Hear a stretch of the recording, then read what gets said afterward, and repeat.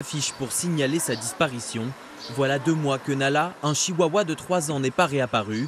Suite à leur emménagement, la famille s'absente pour dîner. À leur retour, la chienne n'est plus là. Un déchirement pour la propriétaire. Elle nous manque beaucoup. C'est vrai que c'était une petite chienne très vive, très câline. En plus, moi j'ai 2 enfants autistes, donc elle apportait aussi un certain réconfort en fait. On n'a plus beaucoup d'espoir en fait de la retrouver après 2 mois de disparition. Des histoires comme celle de Nala, on en compte par dizaines en Bretagne.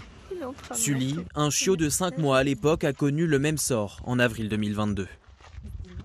C'était ici, je revenais de promenade avec mon chien et il a fallu qu'un couple m'aborde pour qu'il me vole mon chien qui était pourtant attaché dans mon véhicule.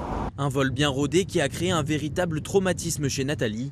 Un dépôt de plainte, des heures de recherche et surtout le sentiment de ne pas être écouté. Ce que l'on m'a dit, c'est que mon chien, je ne le retrouverai jamais et qu'il fallait que j'attende un mois ou 2 et que j'en reprenne un autre. On a une victime sur 2 qui se voit opposer un refus de plainte. Alors soit par manque de temps, les gendarmes ou policiers demandent de revenir le lendemain. Elle crée WAF, une association d'entraide pour retrouver les chiens, et contacte une avocate, car une partie du problème réside dans le statut juridique de ces animaux.